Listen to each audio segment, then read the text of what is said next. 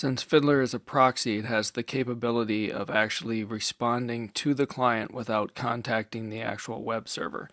So the feature in Fiddler is called the autoresponder. What it does is it uses a series of rules. So these rules are used in order, and the rules can be literals, regular expressions, exact matches. When you hit a rule, you essentially have different actions that can occur. So you can return specific status codes, you could go to disk and return particular files, or you could actually redirect to other URLs. There's a setting for unmatched requests being passed through, so all that means is as I request my web page, if I have a rule for the HTML itself but not for everything else, if I check the unmatched requests passed through, then all of the images, style sheets, and JavaScript can still go back to the original web server to get the responses correct. You can export your rules to an FARX file if you want to use the rules again. And if you need to, you can also set latency. So if you want it to look like it's actually taking time talking to the web server, you can build that latency into the response. To show autoresponder, let's just kind of have fun with this. If you've been to Pluralsight's site, you've seen that they have a top 100 leaderboard for courses. Let's say I wanted to convince my friends that I had the #1 course. I'm sure this one will be popular, but in case. I can go into Fiddler. I can see the request.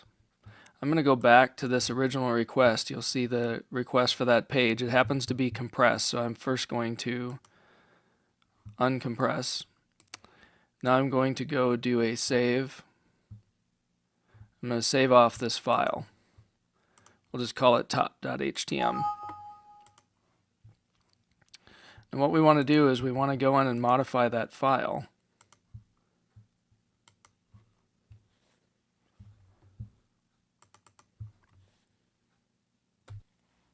I didn't want to bore you having you watch me make the modifications to the actual HTML file.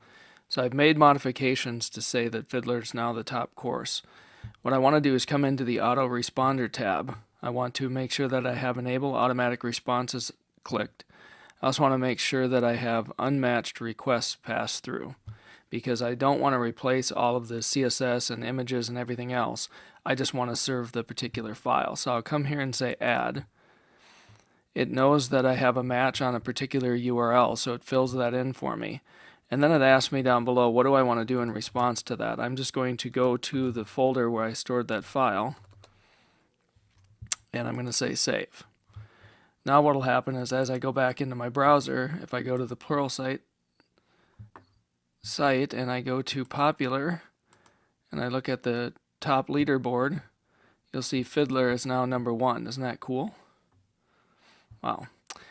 So anyways, the interesting thing is just that autoresponder, again, because Fiddler is a proxy, it can intercept requests. So I'm able to serve parts of a request, an entire site.